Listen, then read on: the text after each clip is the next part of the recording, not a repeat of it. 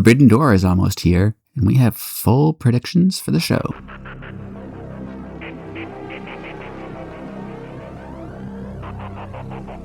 Welcome everyone to another episode of the Elite City Podcast.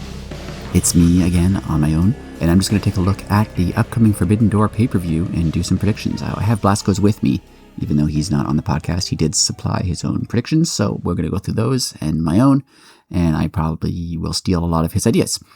Before we start, I just want to say Forbidden Door, obviously AEW shows are always good. All AEW pay-per-views are always great. There's never been one that hasn't been great. So this is not me saying I'm not excited for the pay-per-view because I think it's not going to be good. It's going to be good. The matches are all going to be great. It doesn't feel very Forbidden Door-y to me, to be honest. There isn't a lot on this card that makes me feel like, oh, this is a once in a lifetime, this is a special event where, you get to see matches that you wouldn't normally see. There's a couple matches that are like that, but the New Japan involvement, even the CMLL involvement, hasn't been what I thought it would be, especially in the cage match. I was expecting, I think I said a couple weeks ago, I was hoping for some other companies to be involved in that multi-person match, but I guess that didn't happen, and it's still gonna be a great show. So let's go over what we think is gonna happen. I'm just going based on Wikipedia and the order that they have them listed in.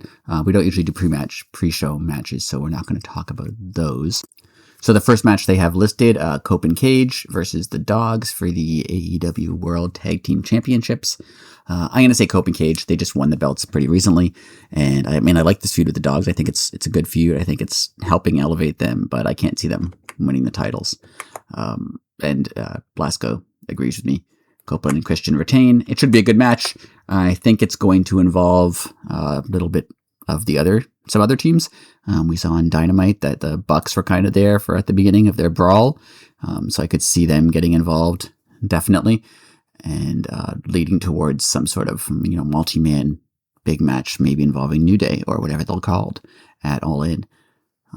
Speaking of the Bucks, there's a three-way tag team match. This is an interpromotional match. So we have the Young Bucks from AEW, El Sky Team, which is Mystico and Mascara Dorada from CMLL, and Unbound Company from New Japan. I'm going to say that I think storyline-wise, the Bucks make sense because I feel like they are going to gear towards a multi-man match for the tag titles at All In. So it makes sense to have the Bucks win this match, and then they can go on to say, we're the best tag team, we should get a title shot. Though, with that in mind, I am going to say I think Unbound Company wins. Only because I think New Japan needs something here, unless they're working relationship with AEW. They did sell, New Japan did sell, it has new owners now, so their working relationship may not be what it used to be, but I think that Unbound Company has a shot at winning this one, just because New Japan should get something, in my opinion. Blasco picks the Bucks to win, and that makes perfect storyline sense. It's probably actually more likely. I think I'm just some wishful thinking. Moving on, we have Jon Moxley versus Bandito for the AEW Continental Championship.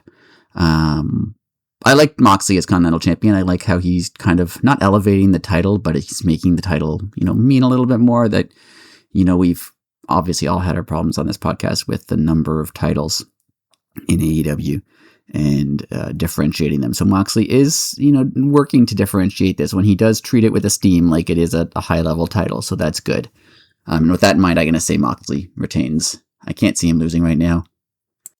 I do think that he will lose, obviously, in the near future. I do think there's something going to happen between him and Ospreay, possibly after he loses the title. But right now, I'm going to say that I think Moxley retains, even though if Bandito won, I would not be surprised at all. As for Blasco, he agrees with that statement, and he thinks Bandito could win over Mox, which, again, I can totally see. They definitely want to elevate Bandito. There would be a problem then with Bandito holding the ROH title and the AEW Continental title. It's not a problem, but there would be that issue. But yeah, Bandito winning does make perfect sense. But I'm gonna be different. I'm gonna say Mox. And speaking of titles, there's a lot of titles. The IWGP Global Heavyweight Championship, Shota Umino versus Pac. Both Blasco and I agree. Shota Umino retains. I don't think Pac is gonna win an IWGP title, especially not right now, given where things are. It should be a great match. I mean, Pac can go, Umino can go. It's going to be fun. But I think the title does not change hands. And speaking of other titles, we have an interesting one. I'm not sure what's going to happen here, personally. Tekla versus Starlight Kid. First, I want to say this feud has been built up better than, I think, any feud on this card, in my opinion. I really enjoy the look at Tekla's history as previously being in New Japan. That does help being wrestling in Japan, wrestling in Stardom, because that does give the feud a bit more seriousness, a bit more history. It gives it more weight. I like that she's, kind of called out Stardom, and then Starlight Kid came to defend the company. Blasco has Tekla retaining. I think Tekla retains as well, because titles don't really change between companies that often. And Tekla's been a very, very good AEW women's champion. But I think that Stardom needs to do something here, because basically Tekla, spit on the Stardom logo, and she, has been saying she's going to destroy Stardom. She's been putting it down. As a partner of AEW, I don't think that they can just continue to have Stardom be trashed in that manner, if that makes any sense. I don't think that means winning the title, Starlight Kid winning the title, but I do think something will happen that, will get their heat back, so to speak. I also just want to say Tekla's been doing an awesome job. Tekla's one of those people who is just like effortlessly cool. Like, she just seems cool, and she seems menacing, and she seems, she's super charismatic. She's a great wrestler. She's taken AEW by storm, especially, in the absence of Storm. Tony Storm and Mercedes was away for a long time as well.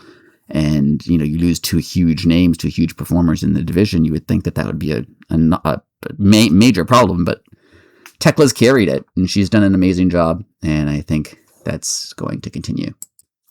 And, of course, speaking of Mercedes Moné, we have the Women's Owen Hart Cup final, Mercedes Moné versus Maya World. This was not what anyone expected from this tournament when it was announced.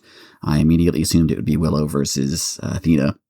I think a lot of people agreed that it would be Willow versus Athena in the finals, with Athena winning or Willow winning.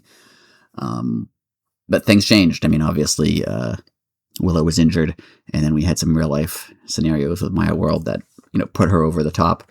Her storyline has been very interesting. Her beating her mentor and her teacher, and now going on to face, someone that she looked up to her whole career. I could definitely see her winning this match, because that would be a great story. It would elevate a new star, and she's already very over, and it would really push her to the next level.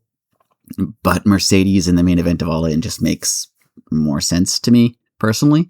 I think when it's All In, I think when you have a stadium the size of Wembley that you need to sell tickets for, you want to try to have the biggest names and the biggest matches, and that means Mercedes Moné for the women's title.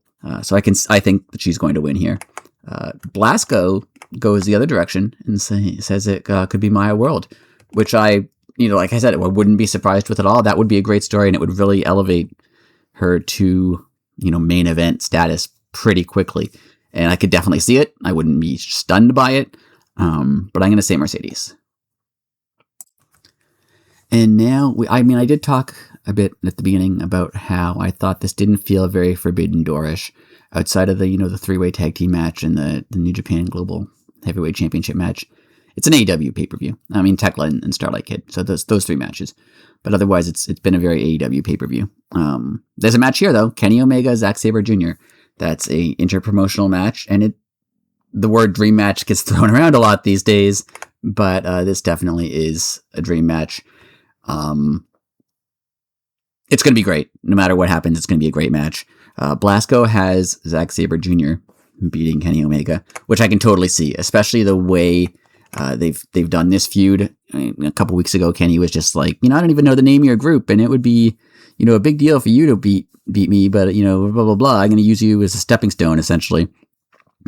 So I could really see Zack Sabre Jr. winning, because that would be something for New Japan. Like I said, I think New Japan needs something out of this show to put them on a higher ground or close to level ground with AEW. Not that they necessarily are, but it would put them closer to level ground. He could take that back to New Japan. This is what Lings Blasco says. He can take that back to New Japan as like a crowning achievement.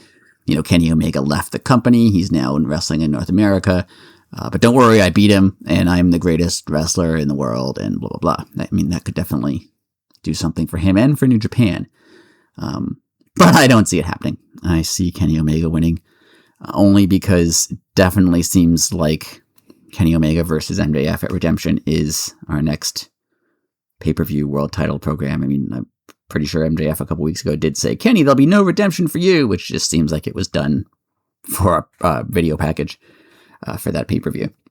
Pay-per-views in Montreal, in Canada, and I think Kenny Omega is the next major world title challenger, even with the Mark Briscoe situation going on.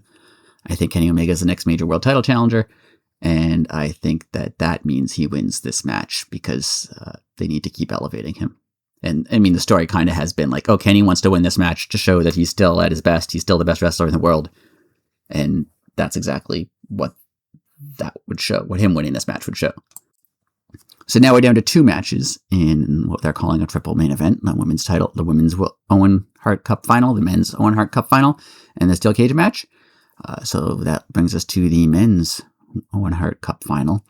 And it's Will Ospreay versus Swerve Strickland. Both Blasco and I say Swerve will win. That makes, a ton of sense. Swerve will win. They're going into All In, which is obviously in England. And Swerve is obviously, not Swerve.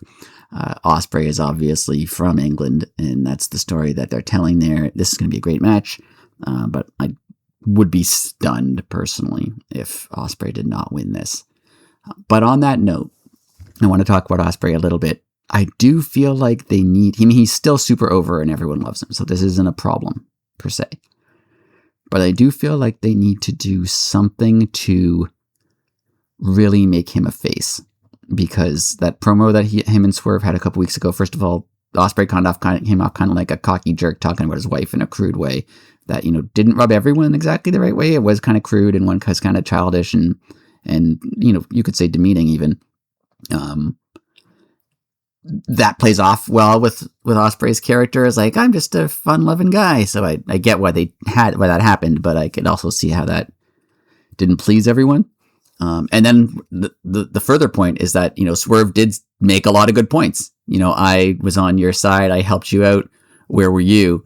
Now we fought against the Death Riders together and we fought on the same side against them. And now suddenly you're just with them. Like, what's going on? You were supposed to be, your own guy. You were supposed to be standing up for something. And now you just hurt your neck. So now you immediately hung out with them. And then Ospreay was just like, well, I'm not actually in the Death Riders. But then we saw him do his little arms on the shoulders, spin in a circle thing, even though he fell down, which was funny. So he does seem like he's kind of there. The Death Riders treat him like he's a Death Rider right now, even though he says he's not. And I do feel like that's a good story. I really like that story. I think it's intriguing. I think it's interesting. The Death Riders aren't 100% heel. They cheat to win. I mean, they get, Marina and Danny Garcia and Wheeler Yuta and even Claudio get involved in matches like we saw this week on Dynamite. They got involved. Claudio hit, I think, Brody King in the back of the head with the title. So they act like heels a lot. They have traditionally been heels, even though people like Mox. And associating your absolute biggest babyface with a stable that ran roughshod over the company as heels for over a year is risky. Not that it's going to hurt Ospreay as a face. He's still going to get huge cheers, especially in England, especially if he's going against MJF. Now, if he doesn't go against MJF, if he ends up going against Kenny Omega, and then it becomes like, oh, obviously England will cheer for Ospreay, but who will the typical AEW fan cheer for? Everyone loves Kenny Omega. Everyone wants to see Kenny Omega do well. Everyone wants to see him have another title run. If he wins the belt in July and then loses it in August to someone who's, not super babyface and kind of Death Rider coded, how is that going to go over? I think it'll still go over well, But for the biggest pay-per-view of the year, I think they need super face Will Ospreay, who is undisputed face, good guy, who everyone loves. The way they do that is they have a split with the Death Riders. And I've mentioned this a little bit before myself, that I think the option, the route to go is, Kenny Omega maybe gets a title shot against MJF and, says to, they've been having those backstage segments between Kenny and Will. And Kenny Omega says like, hey, I got myself a title shot coming up soon. Maybe I'll see you at Wembley. And then Ospreay's like, yeah, I got myself a title shot too, except I want a tournament to do it. They just didn't, hand it to me. And then Kenny Omega can say, well, you didn't do it on your own either. You had Mox helping you. You had the Death Riders on your side. I always thought that when you were going to become AEW World Champion, you were going to do it on your own, not as a member of a group that pretty much everyone hates. And then, Ospreay taking that to heart and being like, you know what, you're right. I want to do this in my home country, in front of my home fans. I want it to be a big moment for me, and I want it to be my moment. I don't want it to be, tainted by, Death Riders or anything like that. We all know what happened with the Death Riders last year at All In, and I don't want to be associated with that when I have my big moment. And then there's some kind of blow up with Mox, whether that has a match right away or a match after the pay-per-view. I mean, I could see the match happening either at Redemption, where Will Ospreay, redeems himself by finally beating Mox, but not for the belt or anything. But I mean, that's probably why Bandito can win, is if we do that match at Redemption. Or it could be after the pay-per-view. Maybe Ospreay tells Mox, hey, you know what? Thank you so much for everything you've done, but I need to do this on my own. I need to win my own championship. I don't want you guys there when I do it. Mox could initially be like, oh yeah, sure, of course. And then once Ospreay wins the belt, they could target him. Either way, I think there does need to be a split between the Death Riders and Will Ospreay before he gets that title shot at All In. I mean, it's not make or break, but I think that would be a much cleaner story to tell. And then, of course, we have our last match, steel cage match, 12-man tag, Team Briscoe versus Team DC MJF. If Briscoe's team wins, he gets an AEW World Championship match. This match does feel, I mean, it makes sense. The feuds all make sense, but it does feel like this got put together because MJF couldn't have a singles match at the pay-per-view, which I get. I mean, he's injured, so I understand it. I don't love this match. I think part of the problem is it feels like a Dynamite match to me. It doesn't feel like a headlining pay-per-view match. But I get it. Like, I understand it. I kind of wish that guys like Takeshita were in their own matches, or Kevin Knight, they have titles. I kind of wish that they were in their own matches at this pay-per-view, possibly against people from New Japan or CMLL. But I understand where this match came from. And both Blasco and I have Team Briscoe winning this one. What Blasco points out that I think makes a lot of sense is that somehow Hangman gets involved to screw MJF over. I mean, MJF mentioned him recently as, laughing, saying he can't challenge for the belt anymore. I think that's how he gets his redemption. I know that's the next pay-per-view coming up, so I could definitely see that happening. Hangman somehow costing MJF this match so that he has to face Mark Briscoe. I could definitely see that being a thing that occurs. It'll be a good match. I don't want to sound down on it. I don't want to sound negative coming out of this episode. It'll be a good match. It'll be a good show. But it does seem like the circumstances permitted the match. But it's cool. I mean, I went to All Out last year, and it was Kyle Fletcher versus Hangman, which seemed like a weird match given everyone's place on the card, and that Kyle Fletcher had another title at the time. That was another match where it seemed like, oh, everybody got injured, so we're going to have to do that match. And it was a great match, and it really did a lot for Kyle Fletcher. So this match will definitely do a lot for these people. There's lots of individual feuds in here that are helpful. I mean, even Andrade versus MJF, even though they're on the same side, they have their own feud. I do like that. I like that kind of everyone's going after MJF's title, even the other people in the Don Callis family. There's also, obviously Takeshita and Okada and Kyle Fletcher, who have stuff going on between them. There's obviously, Kyle O'Reilly, Orange Cassidy, Kyle O'Reilly, and Roderick Strong have their own problems with the Don Callis family, but that's not what I was trying to say. I was trying to talk about Darby Allin. Darby Allin obviously has his own problems with the Don Callis family and with, Kyle Fletcher and with everyone for, everything, again, with Kevin Knight specifically. That's what I was trying to say. I'm sorry. Darby has his own problems with Kevin Knight after what happened at the last pay-per-view. I've been reading a lot of names and it's been confusing me. I'm sorry. So yeah, there's a lot of storylines in here. It's going to be a good match. It's going to be a lot that happens. Hangman returning would be awesome. Great way to end the pay-per-view.